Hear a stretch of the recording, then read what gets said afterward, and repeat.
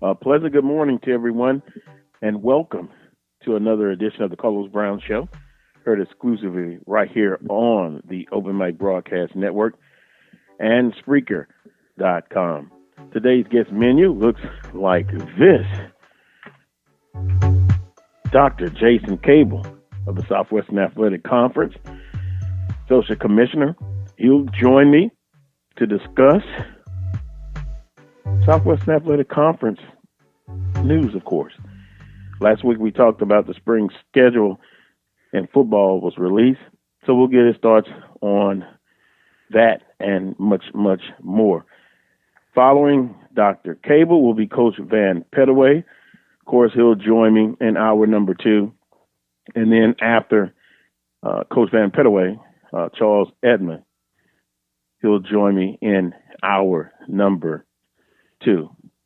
That's what the guest menu looks like on this week's edition of the Carlos Brown Show. It's been a tough week. And a lot of times we go through things personally. Then there's the news. But if you look at it, one of the top stories, and kind of get your feedback on this, pro athletes, student athletes, they've staged walkouts, refuse to practice, and they seek to combat social injustice and racial inequality and advocate for police reform. That's going on. Also, late last night, social media was abuzz. Chadwick Boseman passed away at age 43 from colon cancer. Howard alumnus. Now he's left. He's journeyed from this life. So it's kind of one of those times where you just sit back and reflect. Of course, in the sports world, you have social justice issues. They're making a stand on that. You have a pandemic that's still going on. Also, our thoughts and prayers to everyone's affected by Hurricane Lauren. And the city that I'm in, Baton Rouge, was basically spared. But then you look at the city of Lake Charles and, all throughout central Louisiana and north Louisiana. So sometimes it's just a time to sit back and reflect. What is important in life? And that's kind of the way I've been kind of feeling the last 48 hours. And I just kind of wanted to share that with you because nothing is promised. You have to go through some heartache sometimes, some storms in life. And boy, this is a time where, normally you're into your sports world, your Southwestern Athletic Conference. Fall sports are up in Adam. You're getting ready for some football. So 2020 has really been one of those years. And because you are humans, you feel a certain way sometimes. We'll get through this, of course. But boy, it's just been a tough week. So, guess again, Dr. Jason Cable, Coach Van Pettaway, and Charles Edmond will join us on today's show. I want to say good morning to Dr. Prince. Dr. Prince, good morning to you, sir. How are you? Good morning, my friend. And just as you echoed, we hanging in there. A lot to embrace, a lot to absorb, a lot to overcome. But we were built for times such as this. Built for times such as this. Yes, sir. And I would agree with that. Also, you can join in throughout the show, conversation, questions, comments. You can reach me at the Carlos Brown Show at gmail.com. Also, you can reach me through the Carlos Brown Show on Facebook and Facebook Messenger. Also on all of the social media platforms, Instagram, Twitter as well.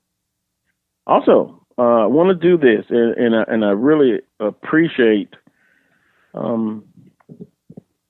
everyone who listens to the show. Appreciate that as well. Also, I was looking at the list, and I want to thank these people: Arthur Bethley, Jack Harrell, Donnie Epting, longtime supporters of the Carlos Brown Show, Michael Elam and Adrian Wilson, also Marietta Wicks, all who made donations to the Carlos Brown Show last couple of weeks, and I truly appreciate you. And as always, support Black media, all of the shows, because no one can tell the story like we can. So I appreciate those individuals. I really do appreciate it so much. And you care to do so, donations via Cash App, the Carlos Brown Show. I'm going to take a quick time out, kind of refocus quickly. And when I come back, we'll get back into the Carlos Brown Show here on the Open Mic Broadcast Network and Spreaker.com. Be the one with courage to fight child abuse. All Texans must find the courage to fight child abuse. Learn the signs and symptoms and report suspected abuse to appropriate authorities. Learn and know these warning signs. A child who undergoes changes in behavior, appetite, or routine. Watch for unexplained injuries, a change in academic performance, or loss of interest by a child in regular activities. Trust your instincts. If you suspect something, do something. If you believe a child is in an abusive situation, please call the Texas Abuse Hotline at 1-800-252-5400. Be the one with courage. To find your local Children's Advocacy Center, visit onewithcourage.org. On behalf of children, thank you. Thank you. Thank you.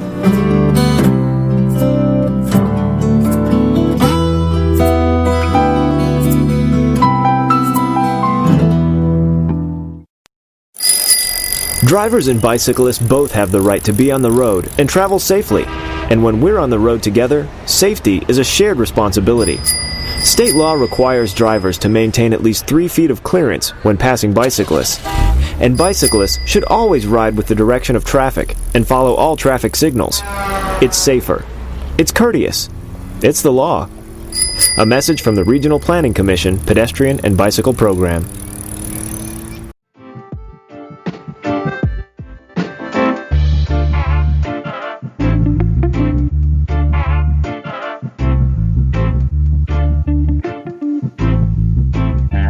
Welcome back to this week's edition of the Carlos Brown Show, heard exclusively right here on the Open Mic Broadcast Network and Spreaker.com. Remember, join in on the conversation. You can send me an email, thecarlosbrownshow@gmail.com. Also, Carlos Brown Show, Facebook Messenger, Facebook. You can send me a question or a comment. The NBA and the National Basketball Players Association, very interesting, released a joint statement Friday announcing that the NBA playoffs will resume. Remember, they said, the heck with that. They're not going to play because of the shooting of Mr. Blake in Kenosha, Wisconsin. So that kind of had them in an uproar. But it's not just only that one, but in multiple cases. The ones we've heard about, the ones we haven't heard about. There was a shooting of a gentleman and killed in Lafayette, Louisiana, who was shot 11 times. But NBA playoffs, they're going to resume, and they're working on a couple of initiatives, several initiatives to promote voting access, combat social injustice and racial inequality, and advocate for police reform. And that is interesting because the problems are multifaceted, and they're going to take multifaceted solutions.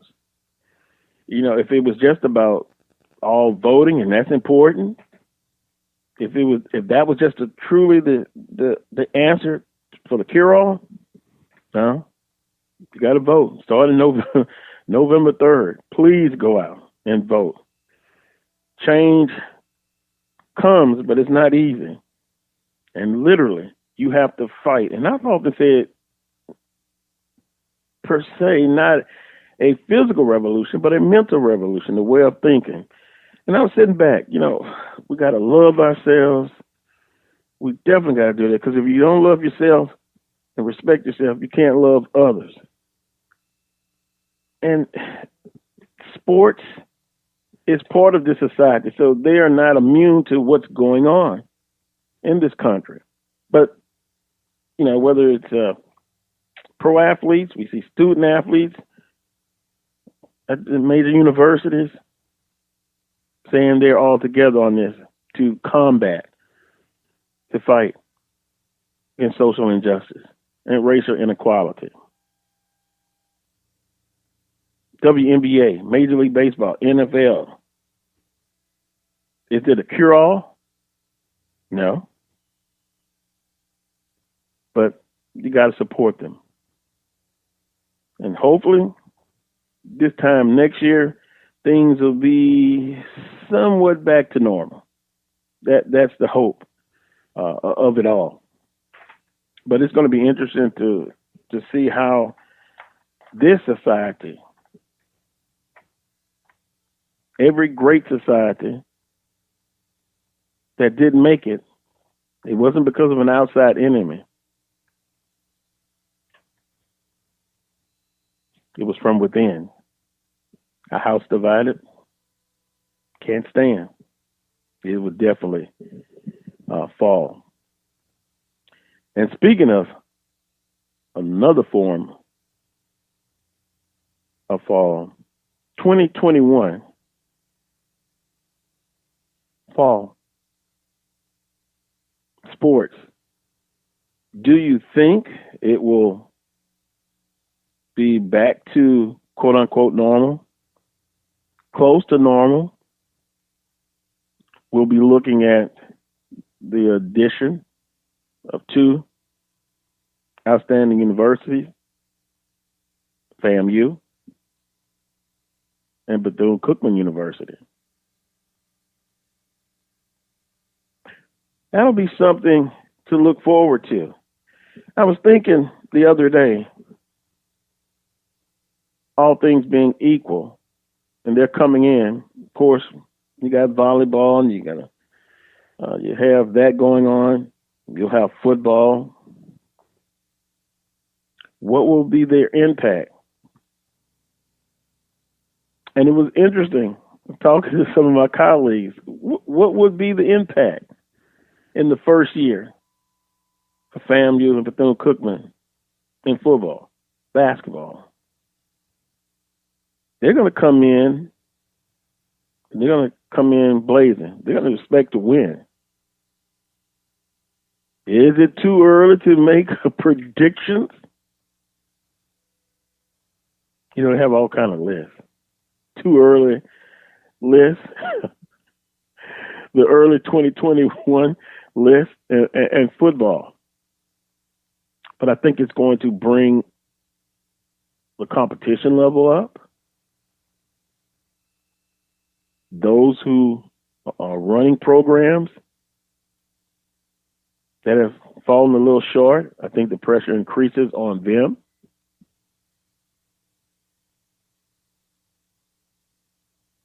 Alcorn State, they've done very well in football. They're going to expect to continue to do well. Of course, they're going to have the bullseye on their back. No doubt about it. So what do you think about that?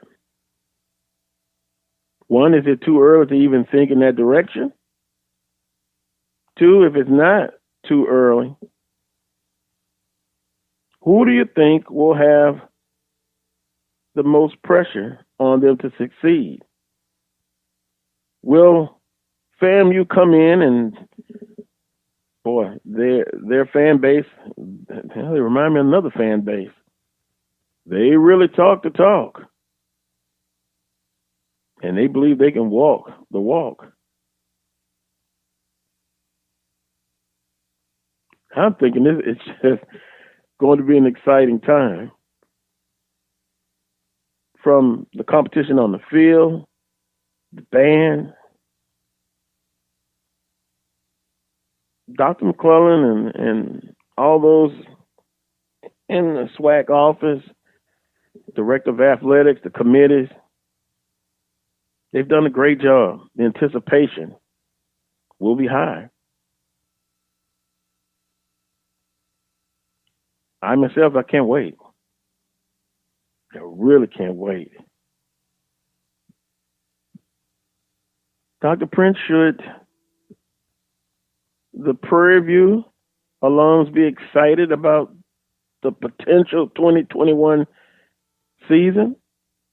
Oh, and by the way, I listened in on the show last Sunday night that Coach Smith, he's on. I most definitely will, sir. We had some fun last Sunday.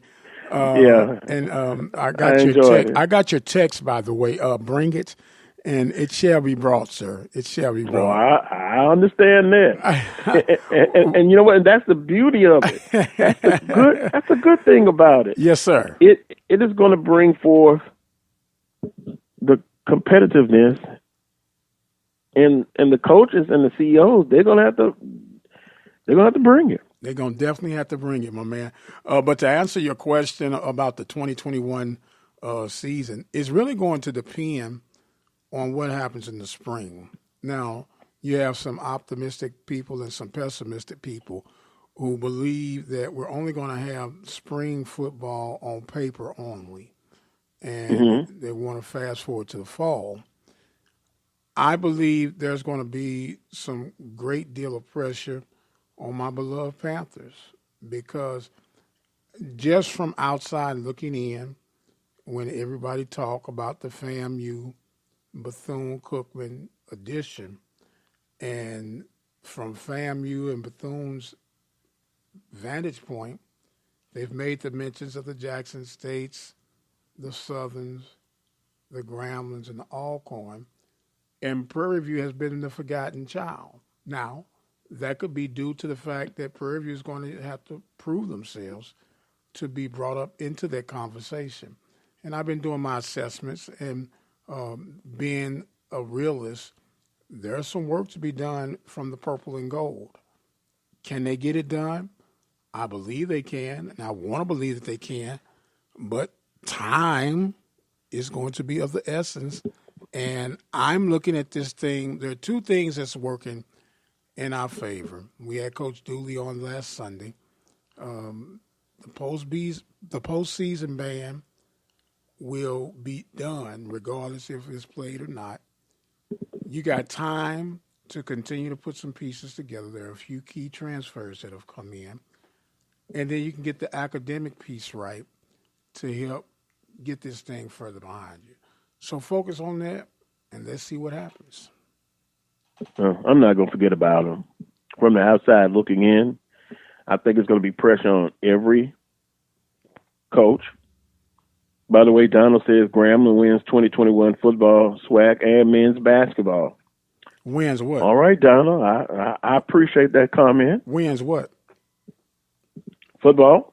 Grambling wins 2021 football and men's basketball. Talking about the championship? Winning it all. Yeah. Oh, okay.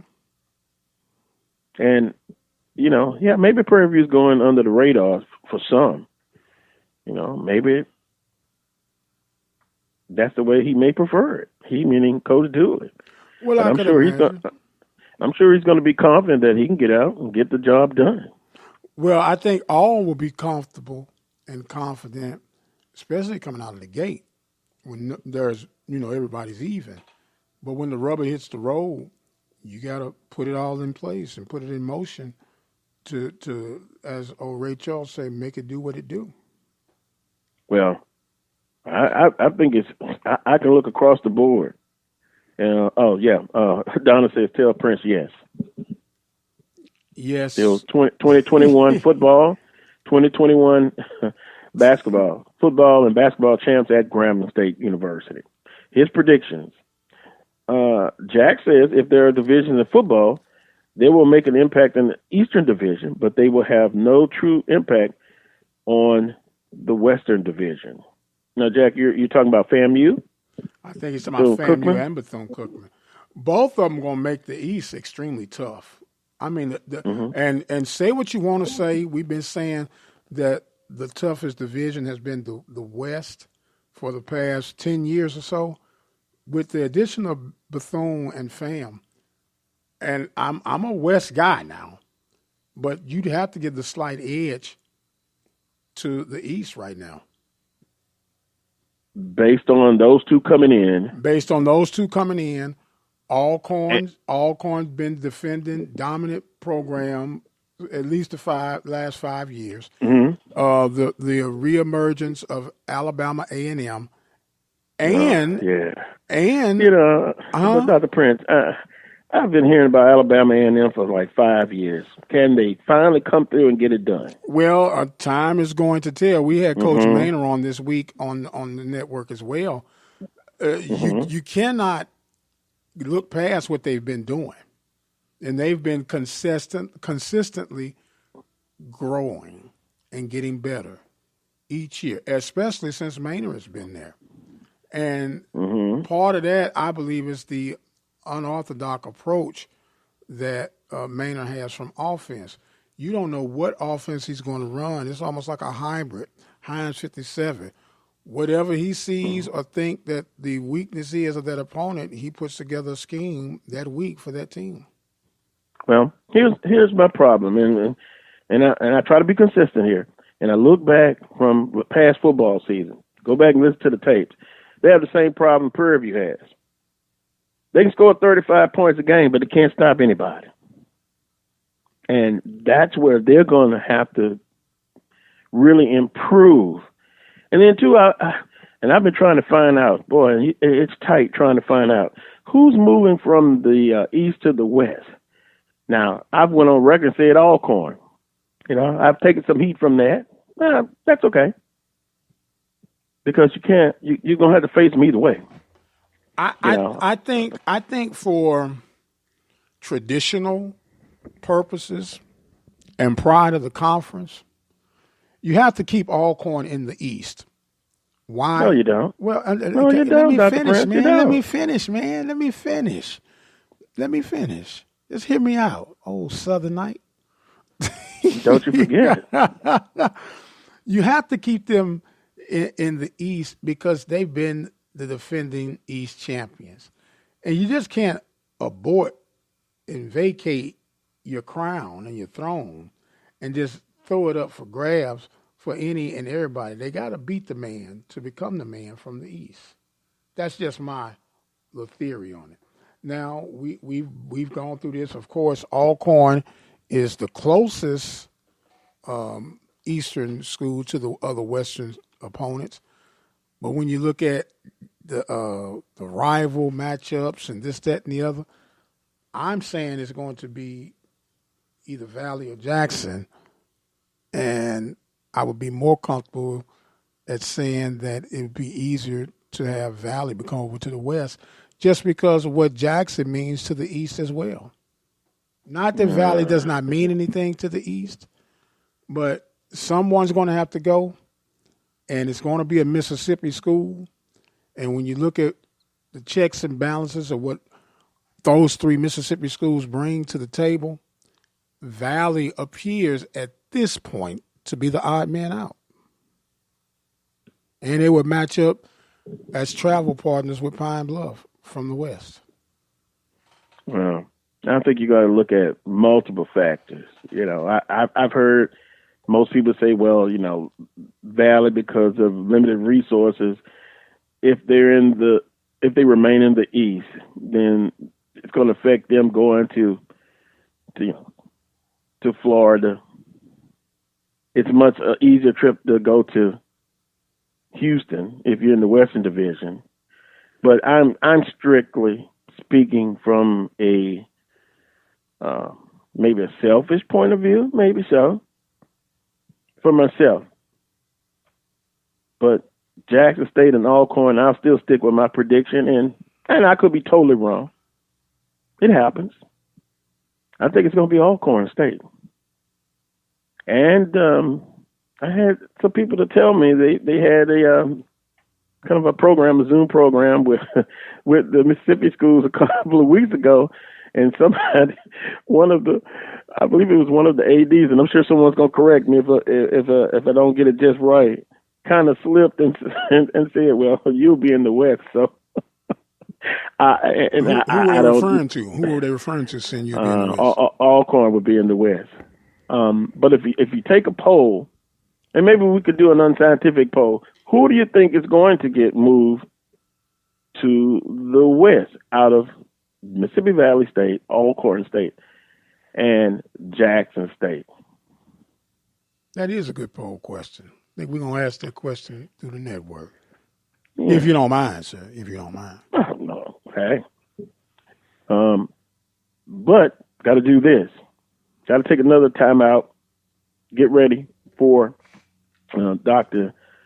Jason Cable. Now, I wouldn't dare ask Dr. Cable. Well, why not? Who's going to move to the who's going to move to the West of the three Mississippi universities? You could ask from his logic. He's connected to the conference. He played at Alcorn. He knows some of the history. Just his opinion. You don't have to say officially, but just ask, hey, who do you think and why? Facts versus opinions. Always an interesting topic. But Dr. Jason Cable is up next, Senior Associate Commissioner for the Southwestern Athletic Conference. He'll join me next. You're listening to the Carlos Brown Show on the Open Mic Broadcast Network. Hello, this is Alonzo Hardy Jr., the president of the SWAC Alumni Association. The SWAC Alumni Association is an organization founded on December 10, 1999, at the Sheraton Hotel in Birmingham, Alabama. Its mission is to serve as a rallying ground for individuals who have made the Southwestern Athletic Conference the illustrious conference that it is today. Its membership is open to former student athletes who played in the conference in any sport, as well as to coaches, athletic administrators, staff members, game officials, and fans. Annually, the association holds a Legends Awards and Roast Banquet or luncheon where it honors individuals with Lifetime Achievement Awards, a Chuck Prophet Wagon Master Award, and occasionally a Distinguished Service Award. Proceeds from that event help to finance degree completion scholarships for student athletes who have exhausted their playing eligibility at SWAC universities, but who may still need an extra semester or two to complete their college studies. For more information on the SWAC Alumni Association or to get information on becoming a member, you can send correspondence to SWAC Alumni Association, 875 Miller Creek Lane, Newport News, Virginia, 23602. The email address is swacalumuniassociation@yahoo.com. Broadcasters come into our lives on radio and TV, bringing us information and entertainment. Broadcasters are there for us, but who is there for them when they fall on hard times? The Broadcasters Foundation of America provides financial assistance to broadcasters in acute need due to a critical illness, accident, or other serious misfortune. If you know of a broadcaster on the air or behind the scenes who may need our help, please share our message. Visit broadcastersfoundation.org. Come on. Laptops, MP3 players, cameras, video games, cell phones. In times like these, schools can become a shopping mall for thieves. Don't become a victim of crime. Leave your valuable stuff at home, and if you do have to bring them to school, keep them with you. Write down their serial numbers and don't flash expensive items around. Be smart. If you have something cool, there's a good chance someone else will want it too.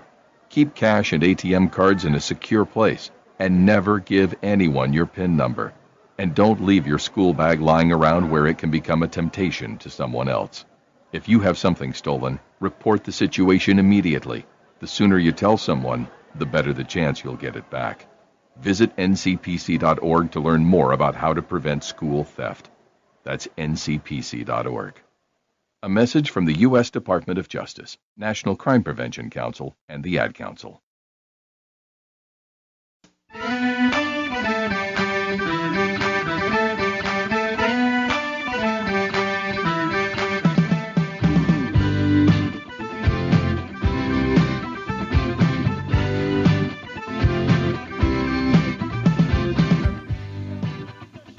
Welcome back to this week's edition of the Carlos Brown Show, heard exclusively right here on the Open Mic Broadcast Network and Spreaker.com. I got some messages to get to.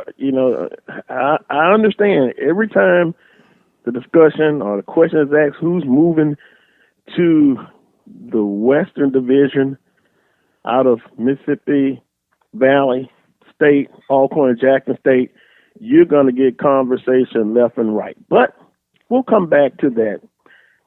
I'm going to visit with my first guest of today's show. He's a senior social commissioner, administrator of the Southwestern Athletic Conference, Dr. Jason Cable.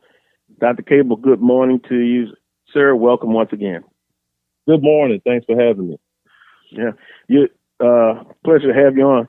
And I'm not going to ask you to get involved in our conversation that's coming on, but we will have a human resource question maybe at the end of our conversation. It could be about social injustice. Get your perspective, because we want to hear from the powers that be in the Southwestern Athletic Conference. But pleasure to have you on as always. Kind of want to get your thoughts first and foremost on, of course, the release of the spring football schedule 2021 for the Southwestern Athletic Conference. Once again, ahead of the curve, ahead of the game. Get your perspective on now finally that schedule being released. Yes, and once again, it was a collaborative process. We were able to get the input of our student athletes, our presidents, our coaches, and administrators, and so we were able to put a schedule together. We know that it didn't please everyone, but we made it as fan friendly and student athlete friendly and institution friendly as possible. And so we think we have a schedule that presents our rivalries. We made sure that each institution was able to retain their rivalry game and actually be able to put that rivalry game on any date that they saw fit. And so we had a lot of flexibility with the spring schedule. And so we're happy with it, and we hope our fans are able to enjoy it. Dr. Cable, how important is that flexibility? Because you can't make everyone happy all the time, but were the institutions, of course, heavily involved in that flexibility and in the decision of the release of the spring schedule? Absolutely. You had some institutions that wanted to make sure that certain games were on certain dates for a couple of reasons, to make sure that their fans had access, and also to make sure they were able to reap the benefit of date receipts, right? And so they felt like, some games that they played maybe were well suited for dates in April versus we may have had them originally scheduled in March. And so having those conversations and allowing institutions the flexibility to find a date that works best for them, that was part of this process. And it was very important because you want to have your institution's buy-in and any decision that's made at the conference level. And as our commissioner says all the time, Dr. McCullum says that this is a conference made up of institutions. We don't rule with an iron fist. We want to be collaborative in all of our efforts and decision making. And so when you do that, here you have one example, the schedule. There's always going to be pushback on both sides, but we feel that, this schedule, like I said before, just presented the best case scenario. And I think that more people were happy with it versus being opposed to it. Right. And I think, when you're on committees and you're kind of going back and forth, I think those are the things that happen. Like if you notice in the schedule, of course, an open date to allow for the basketball tournament. So that flexibility, once again, is very important, Dr. Cable. Yes. Yeah, absolutely. We wanted to make sure that, all of our teams had an opportunity to support their teams traveling to Birmingham for the basketball tournament. And so institutions agreed, so we was able to add that bye week there, which I think is important for the conference. I'm visiting with Dr. Jason Cable, Senior Associate Commissioner of the Southwestern Athletic Conference. Now, we talked about flexibility, but also another word is balance, and being able to balance all of the fall sports participating in the spring. Was that something that came up within the committees of, having that balance, and now you've gotten the fall sports that are going to participate, not only just football, in the spring?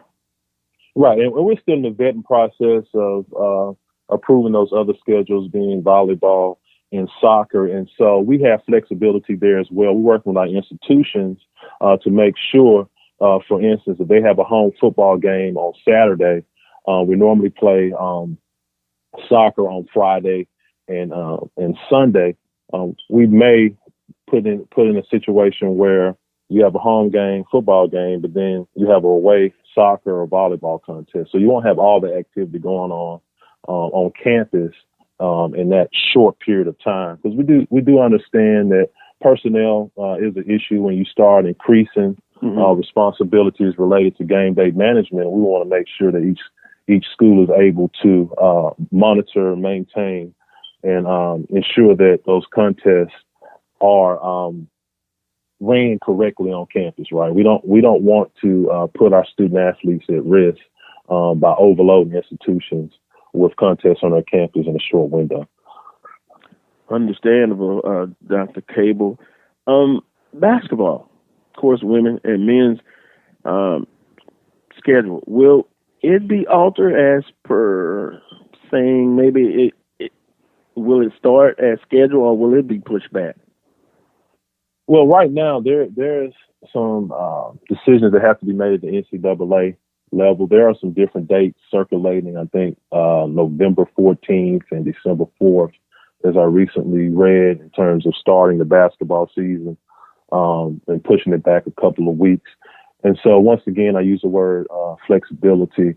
We will align our schedule with those dates. We feel as if that we are a bus conference, which means we bus to each other. There may be one flight, Huntsville, your teams in Huntsville and Montgomery may fly to your teams in Texas, but the majority of our trips are bus trips. So we feel as if we can create a bubble in that we put our student athletes on the bus, we get them to the game. In some cases, they'll come back right back. In some cases, they'll stay over the night. But we're fortunate to kind of have a bus schedule to where we don't have to get in and out of planes.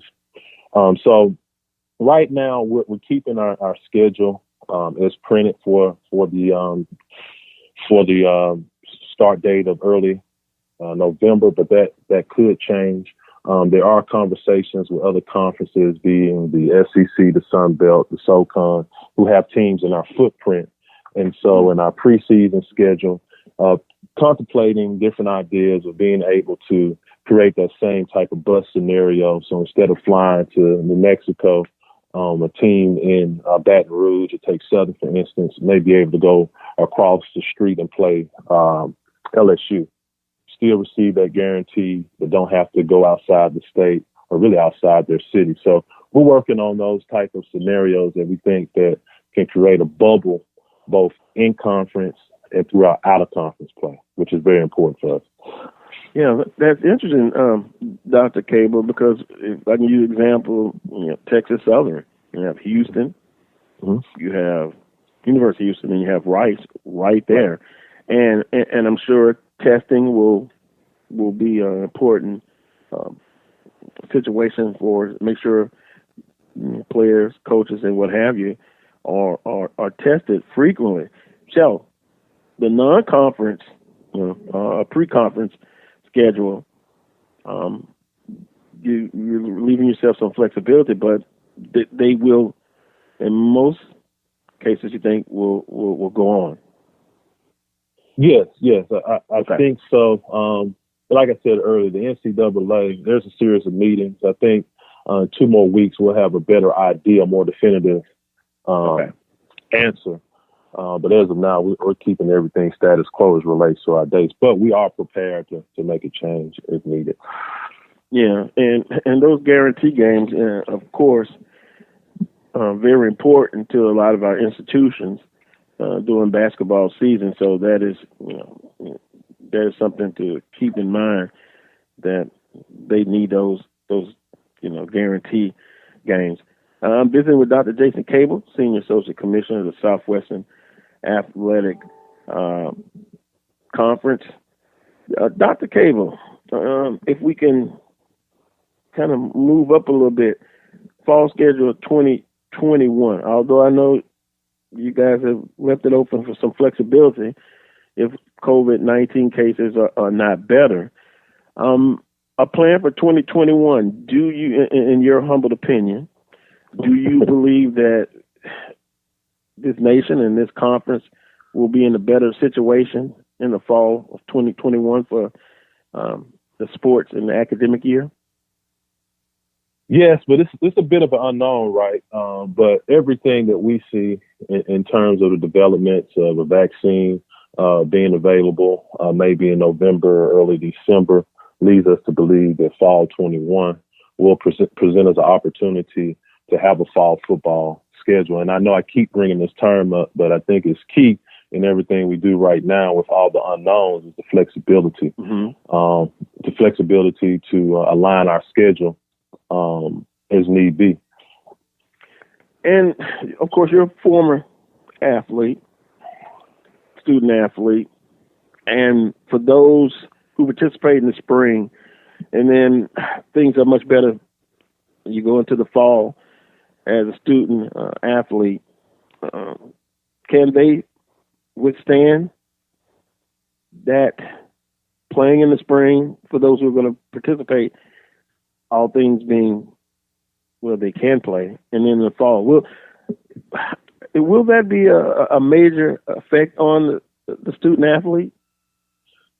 We view it as a challenge. We try to align our spring schedule with spring football, and so essentially, spring football is equivalent to what we have as a spring competitive schedule in 2021.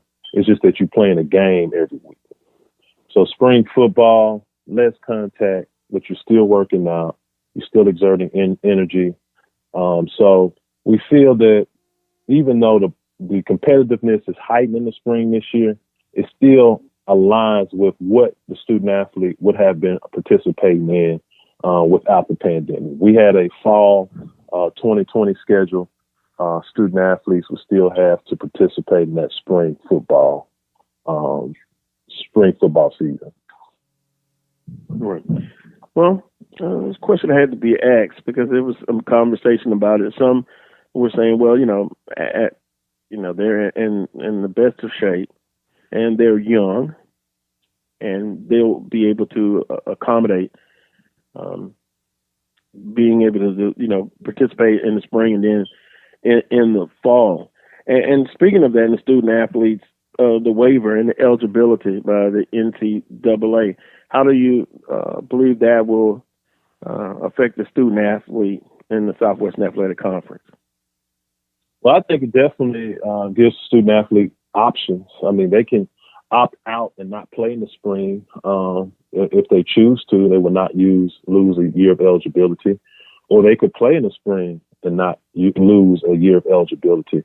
And so the best way to say it is the ball is in the student athlete's court at this particular time. They can make a decision to play or make a decision not to play. If they make a decision not to play, institutions are mandated by the NCAA to ensure that the student athlete still has their scholarship. So they'll still be on scholarship. So as we start to work through the scenarios with those decisions made by the NCAA, we feel that the student athlete, can make a decision whether to play or not, and the conference and institutions are fine either way. Dr. Cable, if let's say you're a student athlete in this time, and with the social issues that are going on and with the pandemic, how do you believe it would affect you if you were playing during this time? Well, it would definitely have an effect on me, has an effect on me right now. But if I think back to my years on campus and just realizing everything that our ancestors fought for, really the premise on which the HBCUs were founded, there would be a level of anger, definitely a high level of concern, and I would want to take action. And so that action being protesting, that action being educating myself a little more about what's going on, but definitely will want to get involved. And so we're proud of our institution, our student athletes. A number of them have spoke out. Another unfortunate incident just happened in Wisconsin, and so those things that we cannot control, but we can have input. I think it's important for our institutions and student athletes to continue to speak out, continue to educate themselves, and continue to take action. And so that's as nice as I can put it, but as an 18, 19-year-old, yeah, I understand. I think there would be a little more outrage. Yeah, and I can understand that. Visiting with Dr. Jason Cable, Senior Associate Commissioner for the Southwestern Athletic Conference. With that being said, do you see a platform, let's say, for example, before an athletic event in the Southwestern Athletic Conference, would student athletes, in your opinion, would they be allowed to express themselves in a certain fashion? Yeah, absolutely. We support our institutions and student athletes in any type of nonviolent protest or any type of action that they would like to take. We'll be 100% behind them. And so the platform that we have is a great platform in terms of our reach. And so if they decided to use that platform to get a message out, we will be behind them 100%. Well, that is a great thing, the freedom to express yourself. And speaking of that, we were kidding about before the interview started about the conversation about who's moving from the east to the west. Of course, I won't ask you your opinion on that, but I will ask you: is there a time frame that announcement will be forthcoming, or is it still in a stage where there's some flexibility will be allowed in making that decision? So I think we're in the stage where we'll probably announce in the next 2 or 3 weeks for sure. And so those things that I didn't say we already know. I said 2 or 3 weeks, so there could be some determinations between that period. So we don't know 100% for sure. Yeah, and I can understand those comments, but you know what? 2 or 3 weeks, that's not long. And when that decision is made and when it's released, I think it's going to be a conversation started again. As far as, a sports talk host, we hear different things. We interact with listeners and alums of the institutions. And that's just going to be outstanding. Somebody's not going to be happy, but here's my public statement, Dr. Cable. whatever decisions made, I will support that. If it's Mississippi Valley State, I've come out and said who I would like to see come to the West, but whatever decisions made, I'll back it. How about that, Dr. Cable? Oh, that sounds good, and I will have in terms of the decision and our tenants associated with our upcoming schedule for 2021. Obviously, student athlete welfare. We want to limit missed class time. We want to reduce the impact of travel for teams on the East and the West. And also, lastly, we want to maintain competitive equity. And that's one of the things that's kind of hard to describe, because you don't know from year to year who's going to be the better team. But want to make sure that, we don't put institutions in a situation where the competition is warped, and we don't think it's possible with the addition of Bethune-Cookman and FAMU coming into the conference. And I think I said on my last interview, you have to come to play every game regardless if you're on the east side or you're on the west side. Mm-hmm. What was that term you used? Competitive equity? Oh, I love that. But then I also heard, not what's the way to put it, taxing on, institutions as well.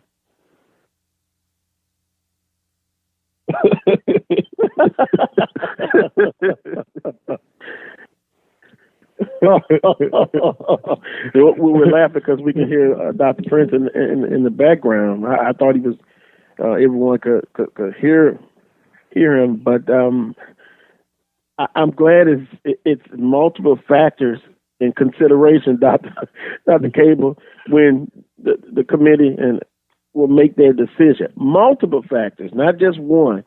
And but from not putting words in your mouth, Dr. Cable, but being a former student athlete in this conference, I think competitiveness you could speak on. You could teach a class on that.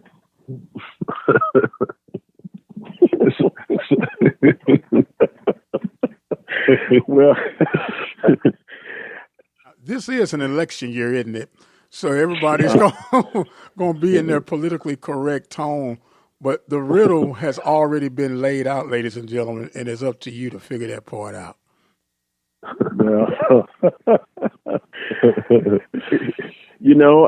I pride myself on having sources everywhere, but I don't have them in the Southwestern Athletic Conference in the meat of that conference. But guess what? I can always ask and visit with those who have input in the decision. Right. So once again, Dr. Cable, it'll be interesting. It'll give people 2 or 3 more weeks to think about what's going on, and we can put out what we feel is the best candidate to move. But at the end of the day, the conference will decide, and everyone's going to abide by that decision. Well, I tell you what, it's been an exciting process. We have had fans to chime in on every platform. And so we look at everything, but ultimately those 3 tenets that I just mentioned, that will be the basis of our decision. Mm-hmm. Yeah.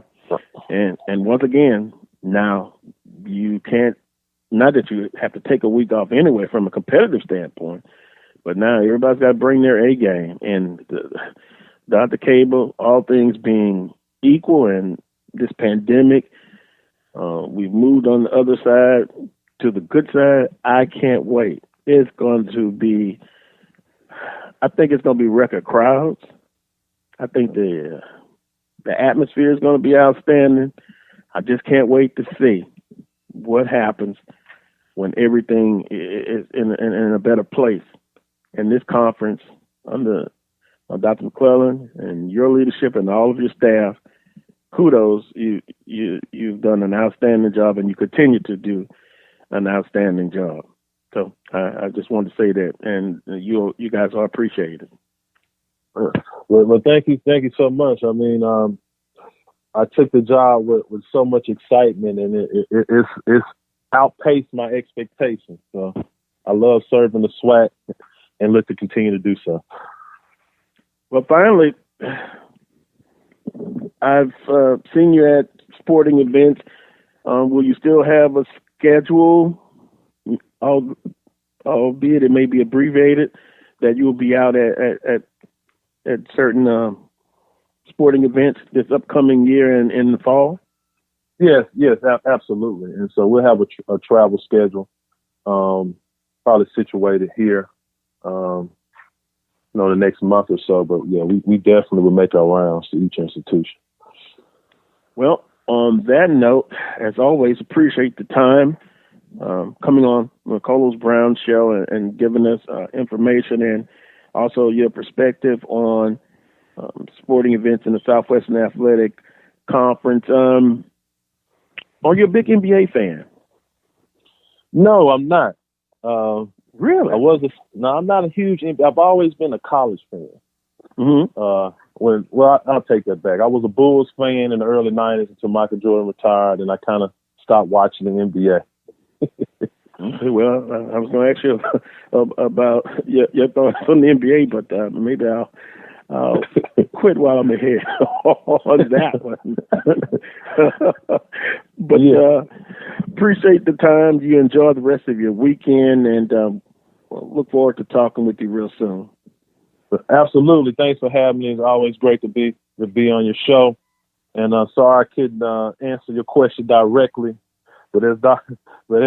Prince said, the answer to the riddle was within. So. Yeah, and I'll have a chance to kind of go over it, and my brain is working in overtime now.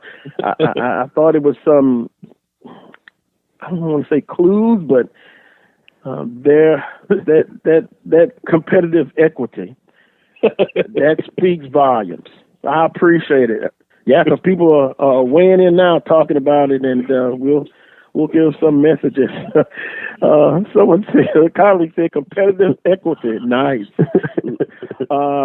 Love that term, competitive equity. So,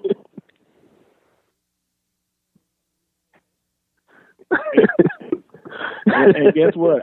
I'm still advocating for Alcorn State to come to the West. But see, I can do that. That's my opinion. I want to be consistent with that. But again, whatever decisions made, I'm going to back it up. I'm approved. I will be glad. All righty. Have a great weekend, Dr. K. All right, you too. All right, appreciate it. Right. Dr. Jason K. was Senior Associate Commissioner of the Southwestern Athletic Conference. Unbelievable.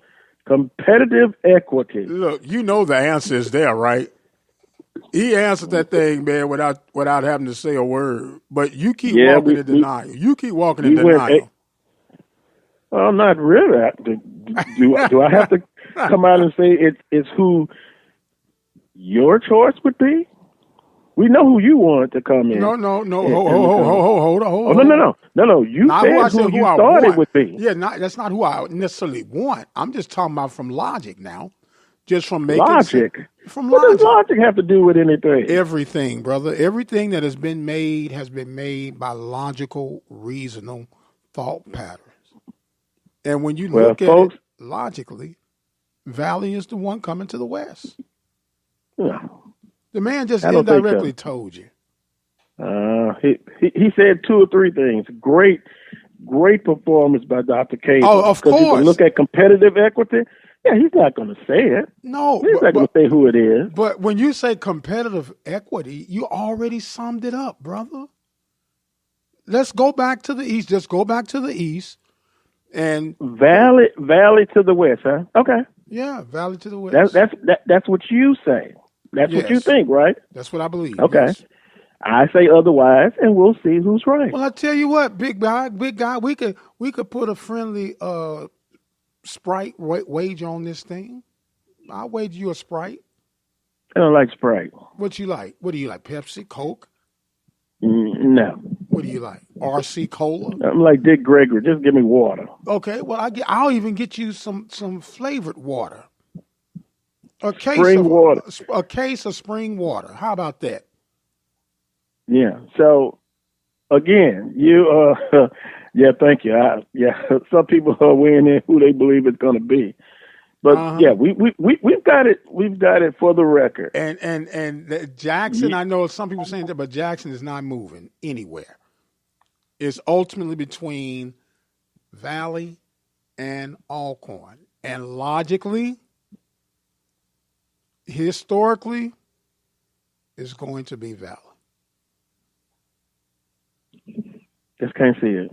I know you can't see it. Just my humble opinion. You don't want to see it. That's the problem. You don't want to see it. No, because if everyone knows I'm a Southern supporter, Southern alum, basically it would be easy for me to say, oh, I want Valley.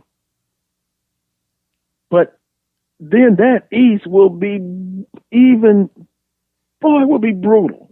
Think about it. Alcorn, FAMU, and Bethune-Cookman, and Quilez is kept. No one's talking about Bethune-Cookman. Watch out for them. I've always been. That's why I say you have to look, man. If you remove Alcorn today, and I know we're speaking mainly from a football perspective, but if you remove Alcorn today, and no disrespect to any other remaining Eastern schools, okay, you have just literally given a greater advantage to two of the Florida schools to win the East. That's no knock on Jackson State, Alabama State, Alabama A&M. But when you've had the run that you've had on Alcorn, you have got to leave them there to defend their honor and to defend the integrity of the Eastern Division of the Southwestern Athletic Conference. And it would be a travesty if you were to move them to the West. Wait a minute. Your Alabama A&M, who you speak highly of all the time, and now I guess we're talking football, they can't defend the honor of the East? Yeah, they can defend the honor of the East, but it's just like, okay, let's put this in an NFL term. It was like if you were to take, and I don't really like to say this, but it is what it is, to take the New England Patriots and switch them over to the NFC, and then you take someone, let's say Green Bay, the Tampa Bay. You take Tampa Bay, put them in the AFC, and then you take New England, put them in the NFC. For what? What's the purpose behind that?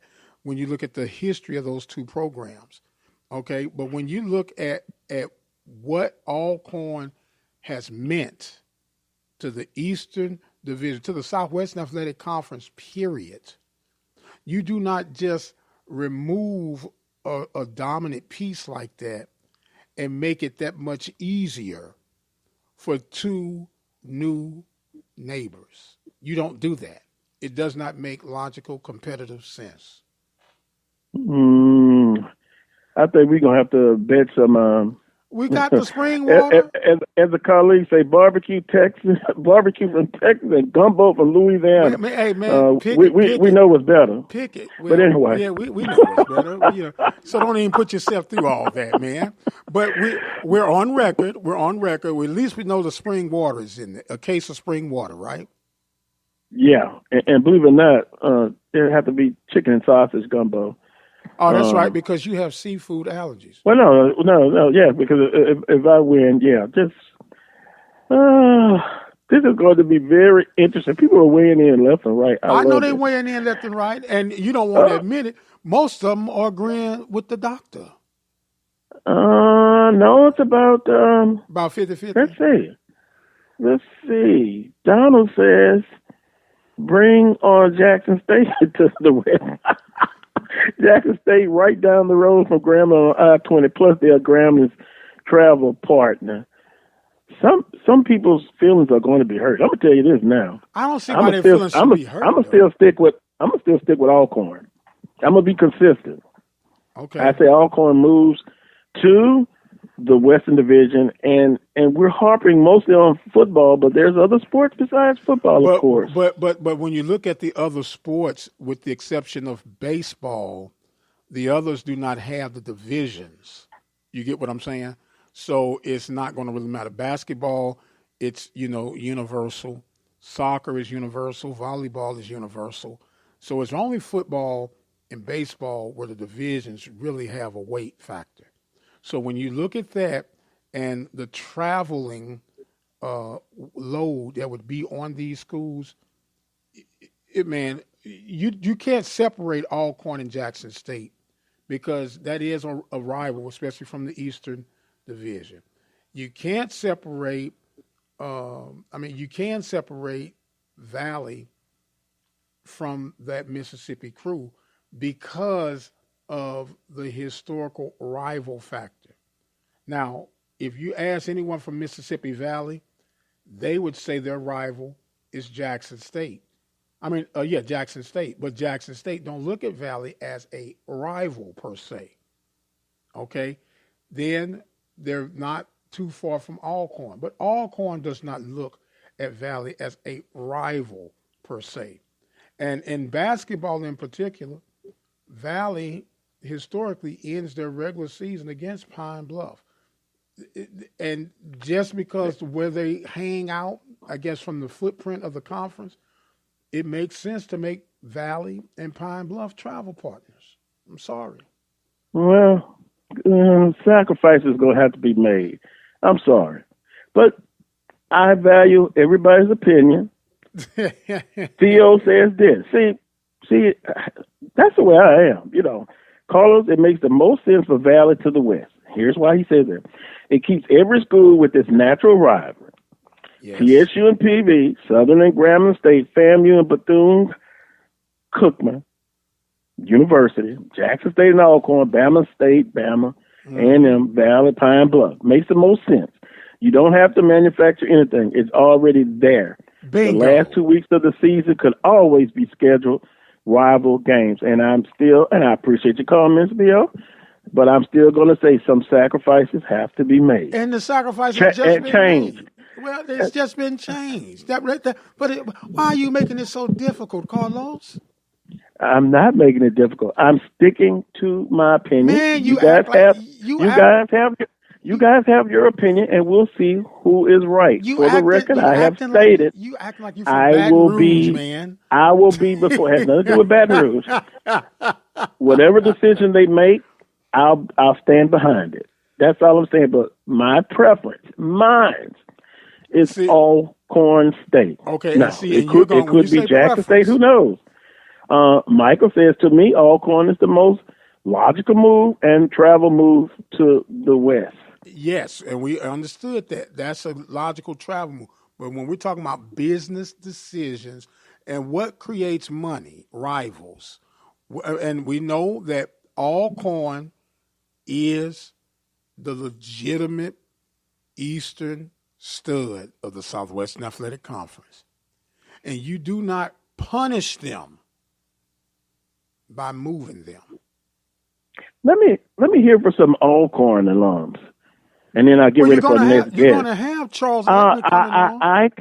I can hear from an Alcorn alums and see what they say. We're all entitled to our opinions. We've given our reasons for having the decision. Reasonable by insanity. Two or 3 weeks. I'm happy whichever way the conference decides. But for me, I've told you who I would like to see move to the west from the east. And it's strictly on a competitive standpoint. Travel and business and logic. I'm sure they're going to take all that into account when they come up with the decision. Yeah, thank you. Someone say, I agree with you. Yeah, Alcorn to the west. We shall see. I'll take a time out. Let me get Coach Pettaway on this to bring us back into the realm of this logic. We'll visit with Coach Van Pettaway next, and then Charles Edward. I appreciate everyone, your opinions. The fact is this: a decision is going to be made. That's the fact. The opinion is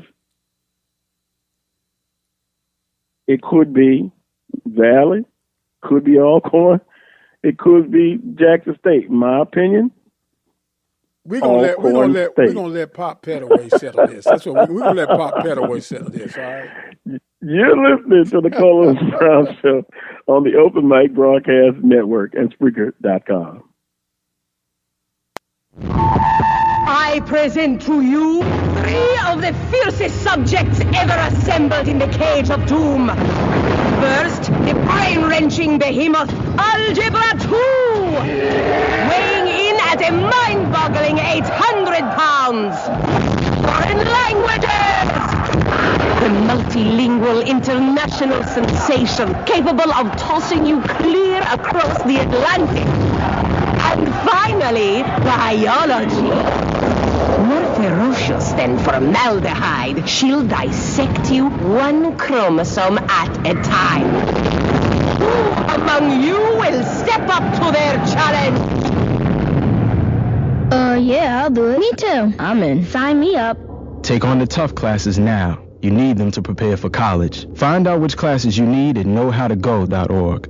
Brought to you by the American Council on Education, Lumina Foundation for Education, and the Ad Council. One voice. It can get the point across, but it only carries so far. Add a voice. It's richer, louder, but that has limits too. Add a third voice. It's even more powerful. Add another, and many, many more. And we are stronger than ever. That's the power of a community coalition. They help community groups, faith groups, civic organizations, PTAs, employers, and many others in your community organize their resources and focus them where they're needed most, like fighting to keep kids away from drugs. Ask a group that you belong to if they should belong to a community coalition. It's easy to get involved. Visit helpyourcommunity.org and they'll tell you exactly how your group can help. That's helpyourcommunity.org, because you get more when we get together. Brought to you by the Office of National Drug Control Policy and the Ad Council.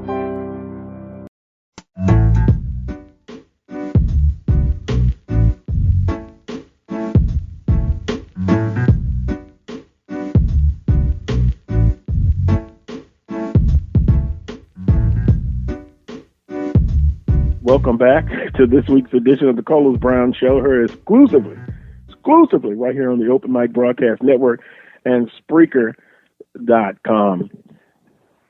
Next guest, maybe he can bring some calmness to some of our brethren in this conference who have bought into the wussification, that's the word I like to use, wussification of why we should run from competitiveness, being competitive. Coach Van Pettaway joins me now. Coach, good morning to you, sir. Hey, good morning, Carlos. How's everybody doing? I'm doing all right, Coach. I tell you what, hopefully you're doing well, you and your family. Let me say yes, that. We are. From what I know of Coach Pettaway, a guy who never ran away from competition, a guy who had his teams prepared all the time. Although they didn't go undefeated every year, you knew you were in the ball game.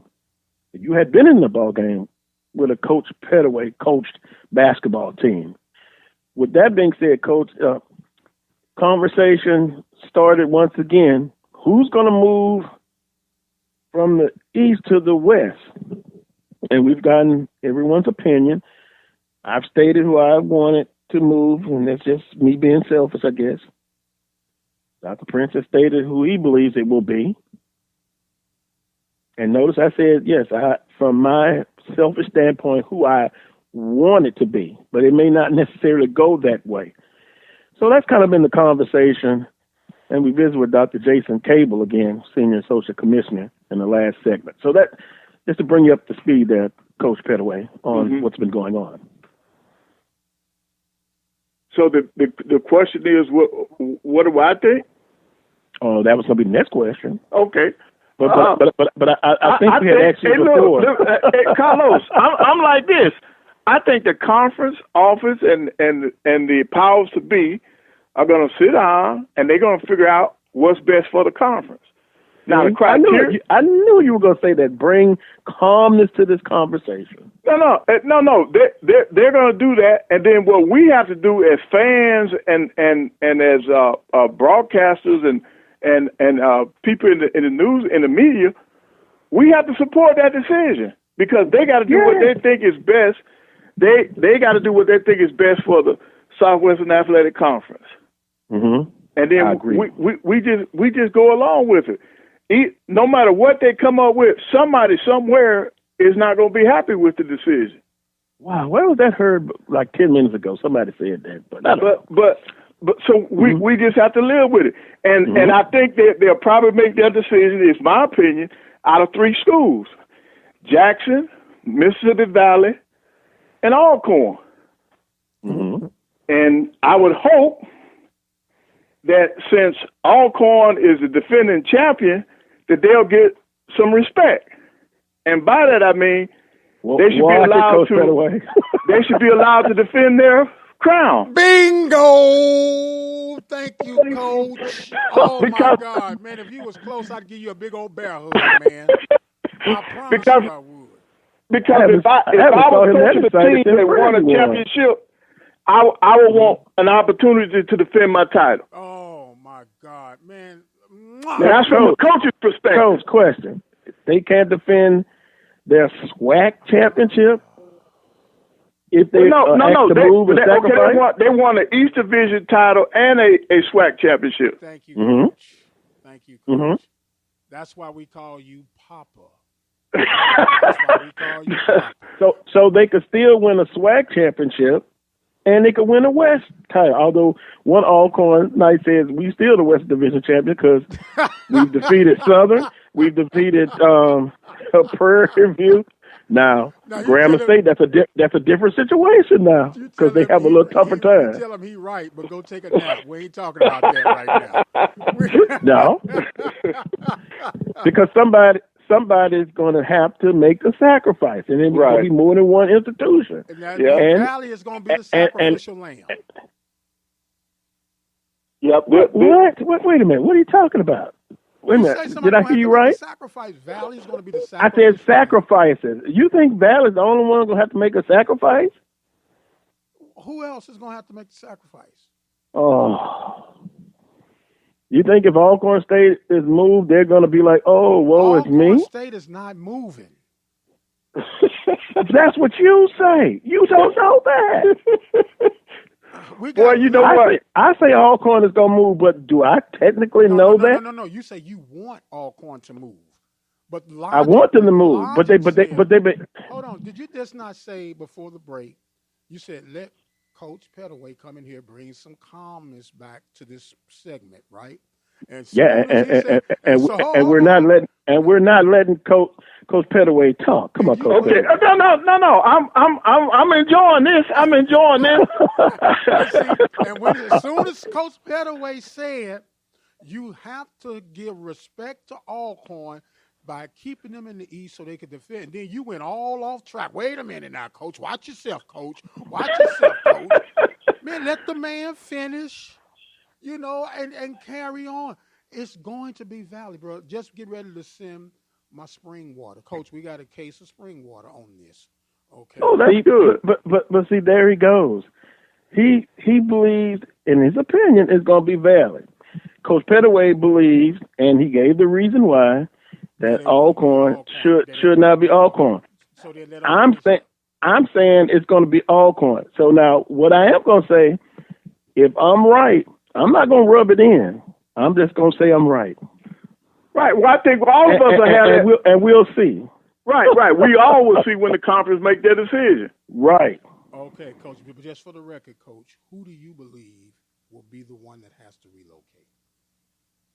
I honestly believe that they're going to leave Alcorn alone. I think it's going to be between Valley and Jackson, and I think Jackson probably won't move because they're closer to Southern, to some of the other rivals.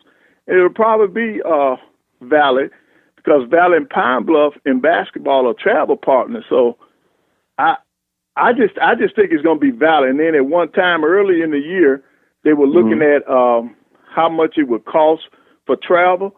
Well, if Valley is one of has one of the smallest budgets in the SWAC, it'll make more sense for them to stay in playing teams that are closer to them. So they probably wouldn't want them to go down to Florida. It's easier for them to come over to Prairie View and over to Texas Southern. I think now. I rest my case, so you can carry on, brother. Thank you, brother Ron. Thank you, Coach. I'm glad he's letting me carry on. But I can't wait. Dr. Cable says 2 to 3 weeks, but somehow I think the decision's already been made. I think they probably have discussed it a great deal. Yeah. Yeah. And it's thanks a lot. Colleagues said they enjoyed this. We will see in 2 or 3 weeks. I'm still confident. I'm very confident, and I'll just leave it at that. Coach Pettaway, I understand your reasoning. You know, others have stated who they think who is going to be, and they've given the reasoning. But if this was a perfect world, we wouldn't have East and West. We just have one conference. You just play, and let the conference champion be the one that has the best record. If it was a perfect world, but I don't think they want to do that because I don't think that's cost effective. Yeah, and like I said earlier, you said it, Dr. Prince said it. I believe they're going to take all of the different factors, the committee, and they're going to come up with they believe that's the best decision for the conference, and then we shall move on. Yeah. I just got to make sure that my Southernism doesn't come out and say when it's Alcorn now it's moving to the West. I can't point fingers, and I have to be modest, even when I'm right.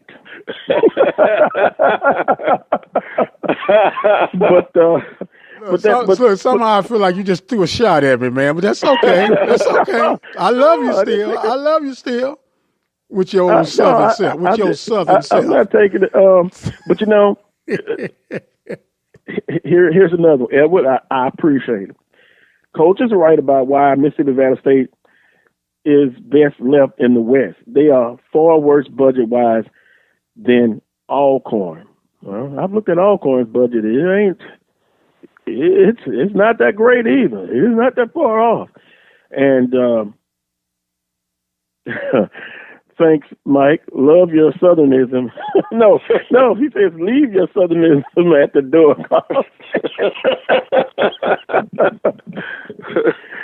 Yeah, you know what? You have to call it the way you see it. Yeah, that sounds. It seems like that's a theme, huh?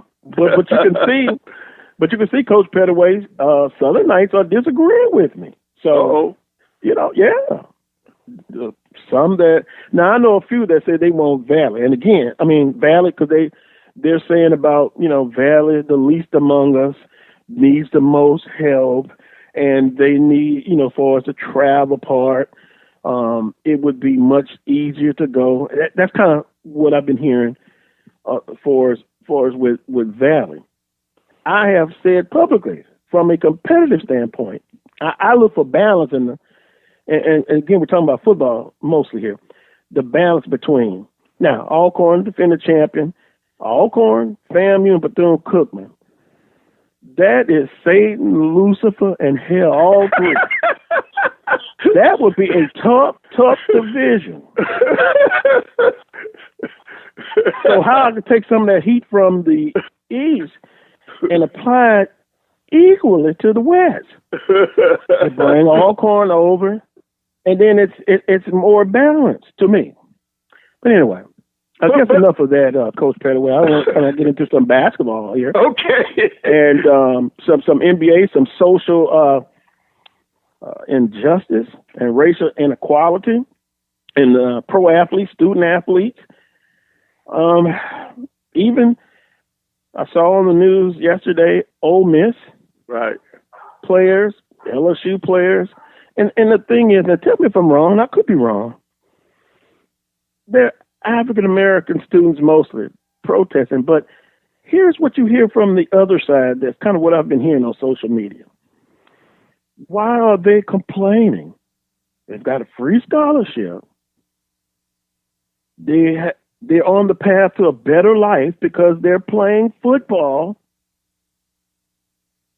and other sports at this institution, and they should not speak out on those issues. Inequality. No, that's terrible.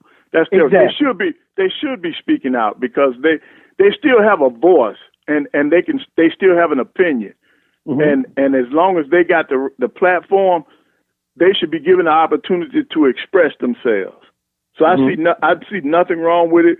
If I was coaching right now, I would have an open door for my players to express themselves because I think that's the only way we're going to keep this thing out there and affect change. And then the key thing is I want my players to understand that they can talk about it, but what is their plan? They got to go out and do something in the community. Mm-hmm. Let's go out and get people to register to vote, and then let's go vote. See, you can do all this talk, but if you don't go to the ballot box, that talk is for nothing. You know, that's how you affect change by actually doing something about it. And the voting is going to help. This thing is not going to be fixed overnight because it took 400 years for it to get messed up. So it's not going to be fixed overnight, but we can make some strides. We can make some steps. And I applaud the NBA players. I applaud all athletes who have stepped up and said something that this is not right. I applaud all of those guys, whether they're on the professional level or the collegiate level. Mm-hmm. But they should have their voice. That's my opinion. Yeah, and I understand. I agree with that opinion. How dare them suggest that they have no say-so? If they were not playing sports, you wouldn't care, not one iota about it. So sports is not exempt from what's going on in this world, in this society. They're not. They have feelings too. Correct. But they had a platform, and some of them have the money that can help facilitate change. Mm-hmm. And I read a story that, now I guess it has to be vetted, but in the article, only 20% of the NBA players are eligible to vote. Wow. I think we have to vet that one. 20%? That seems low. Yeah. Wow. I hope that's not right. I hope that's not correct. And, you know, they also have a platform to express themselves, to speak on issues. They even have the option of economic boycott. Right. You know, you can say that Black Lives Matter. They hear you saying that. All lives matter, et cetera, et cetera. But what gets the attention, if they all decided to just walk out and wouldn't play, they would be making sacrifices, but it would bring the economical giants down. Right. When you start affecting the pocketbook, that'll bring about change. That'll bring about attention. And I think that's what the players, the NBA guys protesting has done. You know, they don't want these billions of dollars to go to the wayside, so they're coming back to the table. But now, I'm going to be honest now, the NBA to me had already started this thing by pledging $300 million to black causes. So see, they were already out front in terms of sports leagues in addressing inequality. Some of the other leagues, football, I think, needs to step up. Pro football needs to step up. because I don't think they've done enough to show their commitment to making things better. I think that needs to happen. They're you talk about billionaire owners who've got not only the money, but they got influence with other people that can get stuff done. And I think they need to step up. It's time, and I'm glad the athletes are using the platform that they're using now, that they have, to bring light to our situation. This thing has been going on long enough. You know, we had so many people to die to get us the right to vote. And our people need to step up and use the vote. Use the vote to help make change. You know, and it goes back, you know, I told you earlier, my father is a minister. When it goes back to the church, our churches got to take a larger role in our communities in galvanizing our people for these different causes. Even during this pandemic, the churches can still make a difference. And I think our leaders need to step up and make sure that in each community, we're getting the message out, we're getting the word out, and we're doing something about it by getting people out to the polls to vote. Yeah, because November 3rd is an important day. God forbid, 4 more years. I don't want to turn this into a political show, but you get my drift. No, yes. Yeah, I don't want to turn it into a political show, but it's out there about the racism, and we got to start at the top. And we got to start with our vote on the local levels, the state levels, the national level. Yeah. That's where voting comes in. Yes, sir. And our lives are affected more so from local and state. Correct. So it's a step in the right direction. You know, we often say that we are a reactive people, so let's start being proactive. Right. And I'm all for that. I'm all for that. Yeah. Well, I asked Dr. Cable, will a conference, you know, before athletic events, albeit spring and the fall of 2021, to student athletes to express themselves in whatever fashion that they want to before the games. He stated that they would be allowed to do so. Right, I think that's great. And see, if I was coaching, I would get with my leadership team, the leadership of my team, and let them decide what they want to do, and then we would do it as a whole, so they wouldn't have to be out there by themselves. Whatever the students did, the coaches would do. But it would be their decision, and that's why I always had a leadership council on my team, and they would be the ones that would come up with that, what they want to do, and you and your staff backed them up. Correct. Yes. And that's all right there.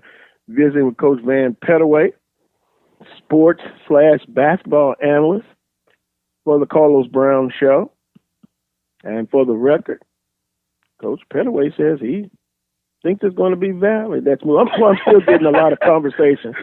Oh, boy. I love it. Edwin says move Alcorn to the East, and you give the East Football Championship to FAMU, JSU, Alabama, A&M, Bama State. No, FAMU, JSU, Alabama, A&M, Bama State are rebuilding just like UAPB, PV, and Texas Southern. With that being said, last time we talked, and we'll move to actual coach in NBA playoffs. The Lakers were in trouble, right? And the test of a true champion, to see that they have championship medal, they came back, and I don't think Portland will win another game. Well, I have to admit that at 2 weeks ago, a week ago, I didn't think that they were in a position to do what they've done, but they've bounced back. They've won 3 in a row. I didn't think they were playing well enough to be considered a threat, but they have proven me and everybody else wrong because they've won 3 in a row. Anthony Davis, 2 words.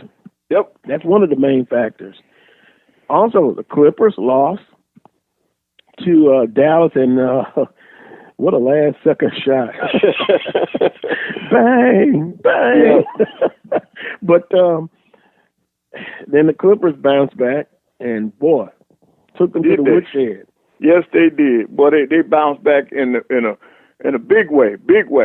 But yeah, these playoffs are very interesting, and now the favorites in the West seem like they're back on track now. In the East, it seems as if Milwaukee are asserting themselves. But now, one of the things that I did say, you better watch Miami. I still say that. You better watch Miami Heat now. They're playing well. I'm a big Heat fan, and I'm going to be consistent again. They're dangerous, but I think they're one post player away, and it's Jimmy Butler and the young guns. Right. They have no conscience. They will throw it up from anywhere, and and Jimmy Butler is tough as nails. Yes, he is. Watch out for Miami in a year or two. They keep things together. Coach, I think Toronto, the way they play defense, last week I predicted on the show the Clippers and Toronto. I'm kind of worried about the Clippers now. But Toronto and Boston, the East, Miami is the dark horse. Right. But the Toronto's playing well. They're trying to prove to people that, we won with Kawhi, but we can also win without him. And I think right now the record is showing that they're proving people right, that they can win without Kawhi. Yeah. Now, a bit of concern with some injuries. Lowry. Oh, yeah. Injuries in the bubble appears to be devastating right now. Yep, has killed Dallas. Yep. Yeah, so kind of can see who can kind of stay healthy the rest of the way, but it's going to be an interesting rest of the playoffs, and they get started today. And Sunday. Coach, any closing comments you have on anything? Well, I just wanted to keep the conversation going about Black Lives Matter and the NBA players and our athletes stepping up and making sure that we don't forget about the injustice that's going on in this country. And I think we all need to think about that, because you couple that with this pandemic, we got a lot on our plate for 2020. So the biggest focus, all of our focus, we need to turn to the one person that can cure all of this, and that's the man upstairs. So we keep him in our lives, and I think everything will turn out okay. And I'm in raw on that, and appreciate the insight, the conversation, and as always, Coach, stay blessed and stay safe, and we will talk again real soon. Yes, sir. Hey, thanks, and you guys be safe, and God bless. Thank you. Coach Van Pettaway here on the Carlos Brown Show. I'm going to take a time out, and I'm going to visit with Charles Edmond. Then it's been a couple of weeks since we talked to him.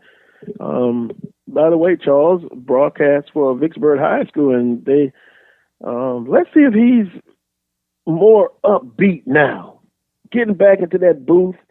The text message I sent to him was just be safe and be careful. So there were some high school games are being played, some college football games that are going to be played today, some NBA games. So you have some sports to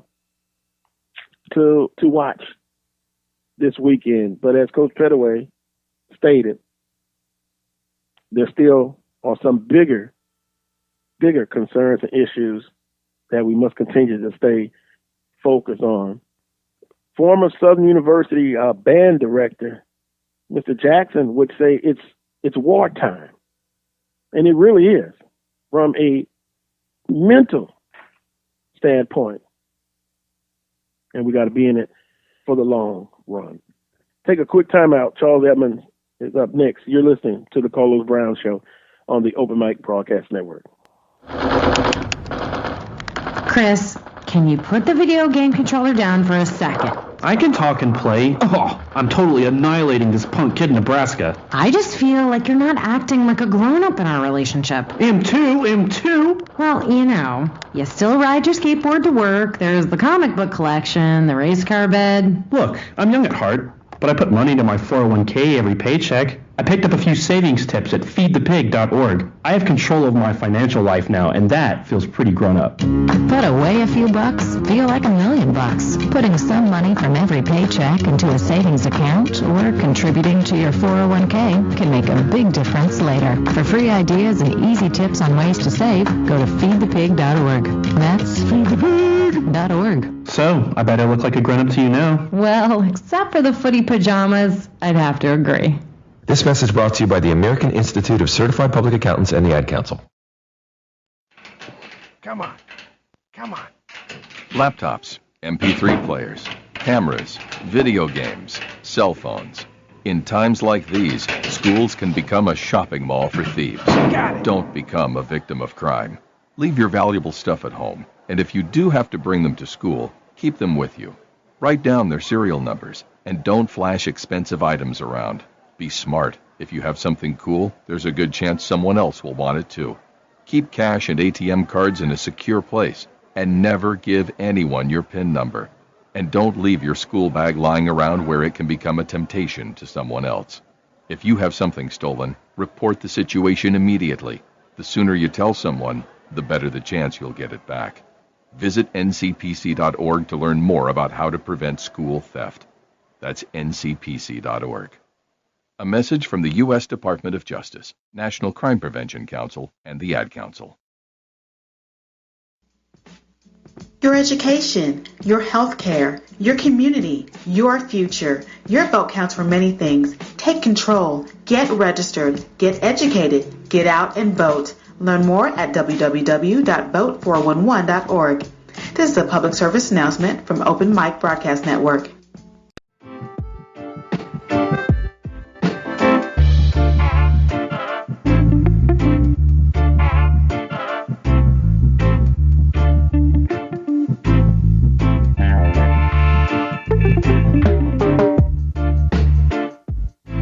Welcome back to this week's edition of the Carlos Brown Show, heard exclusively right here on the Open Mic Broadcast Network and Spreaker.com. Boy, nothing like some good reggae to always get me back in a good mood. Not that I wasn't in. Now I'm going to visit with Charles Edmond of the Alcorn State Radio Network. Charles, good morning to you, sir. Good morning. Well, you sound chipper. I wonder why. The energy level has increased twofold. Well, got a chance to do a little football last night, a little high school football, exhibition jamboree, that's what we call it around here. 2 quarters of Vicksburg High in their game against Hazelhurst, and just happy to be sitting in the stands doing some football. And hey, high school football's in full swing in many parts of the country. Well, I'm not going to rain on your parade, but Hazelhurst, right? That's what you said? Hazelhurst, yes. Interesting. My last ticket I got was coming from a Southern Jackson State game. And if the state trooper wasn't Caucasian, I would have thought it was a conspiracy, but that's where I got a speeding ticket at. Oh, at Hazelhurst. Yeah, be careful going through there. Yeah, Hazelhurst, Macomb, that's kind of the southern tip of the state down I-55. Copiah County, you have to be careful down that way. Well, at least I didn't think it was a conspiracy. You know, stopping me and then giving me a ticket, and said I was going to 85 in the 70 miles. Oh, I think I was going to 80 actually. But anyway, it was okay, sir. Whatever you say. I just want to get back home safely. And that's the way I look at it. But interesting.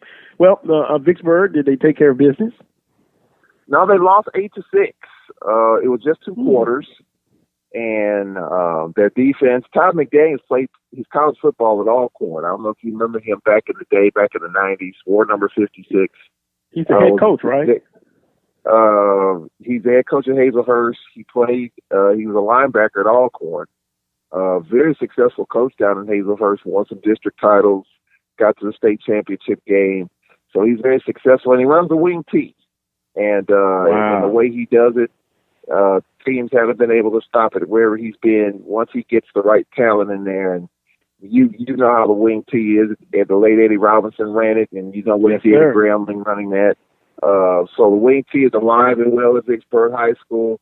It's just a matter of, and because high school football's been impacted because of COVID-19, not a lot of reps. You got to get the reps in to be able to learn that system. And he told me the other day, they're about 3 weeks behind, but they have a big game this week against Warren Central. There are two schools here in Vicksburg, Vicksburg High School and Warren Central. They call it the Red Carpet Bowl, and that's the big game next week over at Warren Central High School. So, that, just to kind of knock the dust off, it's just good to have football, and let's hope it lasts a while, because right now, there's questions of whether or not it will, but as of now, we got football. Yeah, I'm kind of looking at social media, and some of the Louisiana high school coaches that participate in social media, they were a bit in their feelings, watching Mississippi and Alabama and games across the country. But it will be interesting to see if the season will be completed. And that's the thing. So I don't want to rain on anybody's parade. Sporting events, you got a chance to watch them this weekend. I saw some NBA action, some FCS football, NFL starting up shortly, and you just pray for them, all the participants, because COVID is still real, and COVID-19 is still undefeated, and will be undefeated at least for the near future. So it'll be interesting to see what happens with everyone who participates in extracurricular activities on the high school level and the collegiate level. Charles, we had Dr. Cable on, Jason Cable, from the Commissioner's Office, Southwest Athletic Conference, and we're discussing the spring schedule with him and got his perspective on that. And I don't think we had a chance to ask you about the spring schedule that was put out by the conference. So with that being said, kind of what kind of feedback you've been getting from Alcorn Knights and alums throughout the conference? Well, I tell you what, just looking at Alcorn's side of the coin, if we're going to win our 7th Eastern Division title in a row, 7 in a row, and that's what would happen if we do, it's going to be, we would have earned it. Not saying we didn't earn the previous 6, but we open up against Alabama A&M in Huntsville, and it's going to be probably 30 degrees. And that's a challenge inside of a challenge inside of a challenge. It's always tough in Huntsville. No matter when we go, it's always cold. And you better believe it's going to be cold when we go up there. And one of the premier games in the league last year was Alcorn and Alabama A&M. They were a play away from maybe winning the Eastern Division. They were driving at our 15, 16-yard line in the final seconds, got a shot in the end zone, and very well could have beat us. And we go to their place to open the season. Kind of interesting because the original schedule had us playing them second to the last game of the season. So there's a lot of juggling. If you look at the conference schedules, there's a lot of juggling. You expect games in certain parts of the schedule, and there are different parts of the schedule now. We're not even playing Grambling this year. That's another wrinkle thrown in there. And I see Southern's now playing Jackson. That's another wrinkle. Have to be made. Yeah, sacrifices have to be made. And I was, you and I were talking about it last week about the Jaguar Nation's not happy with the schedule. And I was wondering why. And my father-in-law is a Jacksonian, and he doesn't keep up with all the nuances and all the ebbs and flows of what happens in the conference. And I asked him, had you seen the schedule? And he said, yeah, I saw it. And I said, what do you think? Well, the first thing that jumps out at me is that we're not playing Southern. So that I don't know. I might be wrong about this, but maybe Southern fans could be a little upset about the fact that they're playing Jackson State, and maybe JSU fans may not be happy about the fact that they're playing Southern. That may be on the plate of a lot of folks, because that's a game that I think should be played. That's just one of those traditional rivalry games that's got to happen. Like Alcorn Grambling, that's got to happen, but it's not happening this year due to obvious reasons. And but I think it's going to be a challenge, though, because you have a compacted schedule. there are not a lot of tune-ups to kind of get yourself ready. You got to get ready to go from week one, especially if you're Alcorn playing in Huntsville week one. Now, some people would say you catch Akil Glass and company, the first game of the season, that's the best time to catch them. I can understand that, but clearly from Alcorn's perspective, that game jumps off the sheet right off the bat. One of the premier games in the league in week one. Yeah. Alcorn State, Alabama, and them. Southern in the state of Alabama at Alabama State. Valley at Jackson State. Texas Southern at Arkansas Pine Bluff. Prairie View and Grambling State in week one. Yeah. And then, can't go week by week with the schedule. We kind of did it, last week. But then week 3, and you got a bye week because, basketball tournament going on. And then it goes week 4, 5, 6, and 7. And then May 1st, Cricket Wireless SWAC Football Championship. Week 8, you got some big games, Alabama State and Alabama A&M, Magic City Classic, Jackson State at Alcorn, Mississippi Valley at Texas Southern, Prairie View at Arkansas Pine Bluff, and Grambling State at Southern in the Bayou Classic. So sacrifices had to be made. You're going to have some people that are not happy, but the majority of people, I think, are just going to be glad if they're able to get through with this, because they did leave some flexibility that if COVID-19 is peaking at that time, then they'll put a stop to it all, a halt to it. But with that being said, with a abbreviated schedule, conference only schedule, basically, I think people, for the most part, are going to be happy just to have something to go to, along with football and all the other sports that are going to be going on at that time. I think you would have to agree with that, right, Charles? Oh yeah, absolutely. I mean, it's for me, it's going to be hectic, with basketball or football intertwined in there, and you got softball and baseball also intertwined on the back end of it. So it's going to be busy for sure. And again, we've been talking about this for 3 months now. If we don't do what we need to do, and I don't want to spell doom and gloom, but I think we have to keep putting it out there that things have to get better in order for us to see football in the spring. I get asked every day, we're going to have football in the spring. Well, we do what we're supposed to do, most likely. If we don't do what we're supposed to do, probably not. So, I mean, I think that's kind of where we are. You do see some leveling off, some peaks in some places here in Mississippi. There's some peaks here. I know Louisiana, some peaks there. And then I was reading what's going on over there, especially with the hurricanes and people being displaced and how that could impact COVID-19. Houston got a great break. They didn't, even though they're still kind of a hot spot, but the storms didn't impact them, so that's a good thing. But we have to continue to do what we need to do to protect ourselves, our families, or else the entertainment part of this thing is not going to happen. And I keep stressing that, and I think we need to continue to stress it as we go forward, even though we're a long way away from it. But we got to see some progress. I think government officials, the commissioner especially, and he's been on record as saying this, we got to see some improvement if we're going to have some action in the spring. And if not, there's always the fall of 2021. And hopefully things are a lot better during that time as well. Charles, Dr. Cable was on earlier in hour number 1. Let me just ask you point blank, because some of the big conversation we've had and listeners are still weighing in. The conversation will continue after this show, of course. What have you been hearing? Let me tell you this. Dr. Cable said in the next 2 to 3 weeks, they're going to announce, should be in the next 2 or 3 weeks, they're going to announce who's moving from the Eastern Division to the West. We know the choices. 1, what have you heard? 2, I asked you maybe a month ago, And I'll ask you again, who do you think it will be? But what have you been hearing?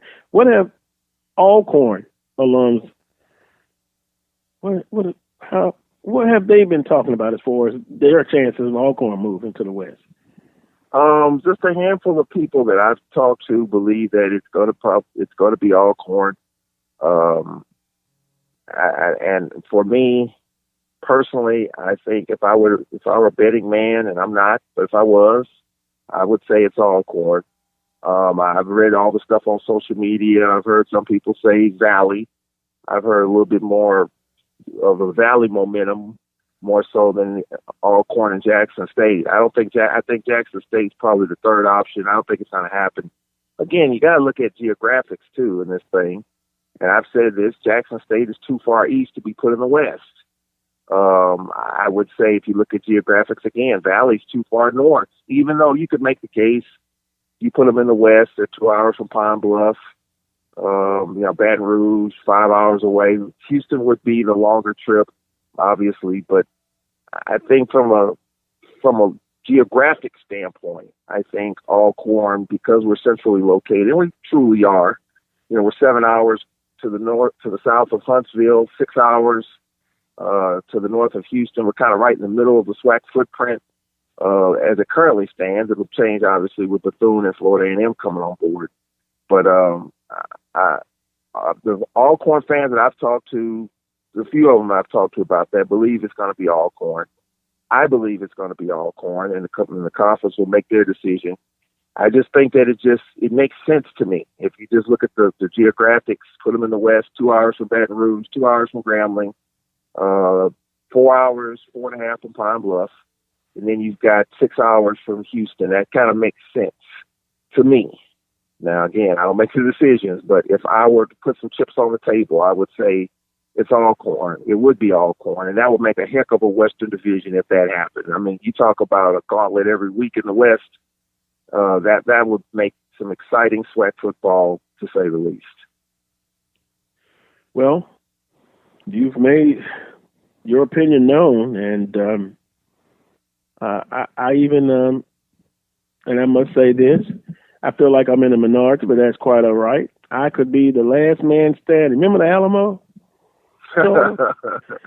What was it, 150, 200 against 5,000 Mexican soldiers? They knew they were going to go down, but it was how did they go down?